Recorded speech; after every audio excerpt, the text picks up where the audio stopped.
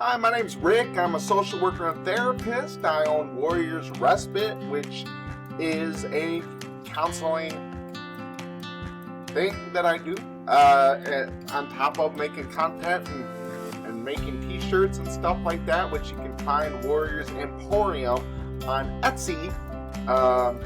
So basically today I want to talk about narcissistic parents and how to recover from narcissistic parents. And having narcissistic parents can cause a lot of complex trauma and self-esteem issues, and it can be very challenging, but it's definitely possible. So here are some steps and strategies to help you on your journey to healing and self-discovery. So number one, you want to acknowledge the situation. Recognize the environment you grew up in. Go over it. Because we spend a lot of time avoiding, and we avoid because we don't want to remember the painful moments. And if that's too much to you, get some support, get a counselor. Do not get a life coach because they don't have a college degree. I don't know why people do that. And some life coaches are going to be mad at me. So understand the nature of narcissism and its effects on you is the first step to healing. So recognize how it has affected you. Recognize how it's affected the way you think, how it's affected the way you feel, how it affects the way you interact with your partner and your relationships and other people and coworkers, and what you think about the world. Can you not trust anybody? Are you afraid of being hurt? Are you afraid of being abandoned? Are you afraid people are going to talk down to you? Recognize that stuff. Because the first part to making a change is recognizing it. Now, I would recommend seeking professional help because somebody can help you through the steps of healing. Because there are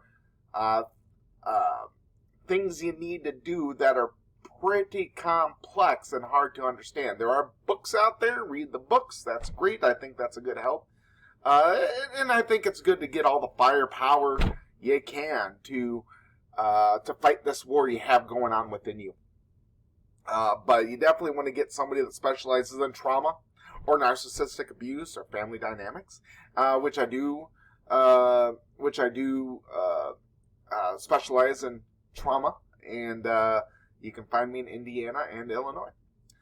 They can provide you with the tools and strategies to cope with the emotional wounds and work with your feelings. Next, set boundaries. Learning to set and enforce healthy boundaries is essential because if I grew up with healthy narcissistic parents, I probably don't know what boundaries are. Boundaries are always crossed with me, especially if you're a child.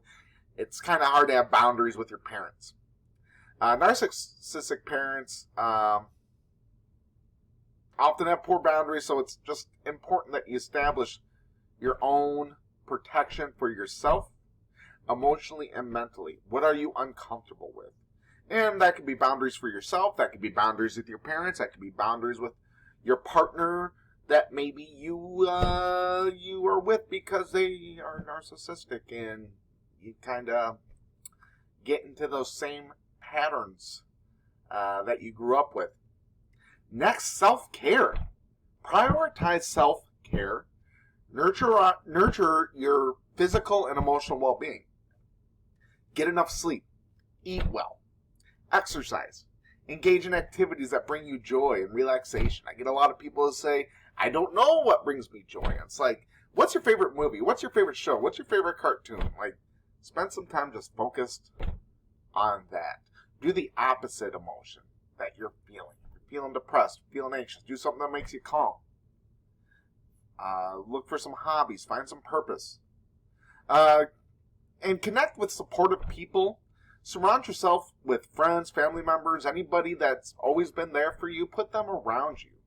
Building a strong support system is crucial for recovery. And self-reflection. Take time to reflect on your experiences and emotions. Do that daily. Do that weekly. Look at where your flaws are and where you need to improve. Journaling can be helpful. It's a way to process your feelings and events that went throughout the week and your thoughts and actions. It's like important to be aware of everything, your thoughts, your actions, your emotions. Just be aware of them. Don't get wrapped up in them and feel guilt. Just be aware of them. Therapeutic techniques you can explore, like mindfulness, meditation, deep breathing exercises, yoga. They can help manage anxiety and emotional stress. So it's like managing the situation, managing yourself at the moment. I know managing yourself can be exhausting, and that's why you need to see a counselor to heal some of that stuff that is unmanageable. Challenge negative beliefs. Narcissistic parents often instill negative beliefs in you. So work to identify these beliefs and challenge them. If they're healthy or not? Do they give you a healthy self-image or not? Like, is this a healthy way of looking at things? And it might be hard to get out of that, but that's because I don't know what to replace that with. If appropriate, seek closure. It may benefit to have a conversation with your parents to express your feelings, set boundaries, or seek closure. But be prepared for the possibility that they don't give a crap. They might not respond positively, but you got it off your chest. And then you kind of got to make a decision there. Do I want to keep these people in my life, or how much do I want them in my life if they don't care about my needs because they're narcissistic and only care about their needs? So that's things to think about. Am I going to be able to cope with keeping them in my life, and how much of my life am I going to give them? Focus on the future. Shift your focus towards building a fulfilling and independent life. Set goals, pursue your passion, and work on personal development to create a brighter future for yourself. There's no use in looking at the past. You can learn from the past, prepare for the future, and set goals for success. Don't sit there and focus on the worst thing's going to happen, something bad's going to happen, because you're focused on the problem and not the solution. Next is forgiveness, which is imperative. You are not going to be able to accept everything if you can't forgive everything. And you can't forgive if you don't accept. It's part of the healing process. And consider a no contact order, if necessary, to keep them out of your life. You need to. Thanks for watching. Stay mangled and straight in peace.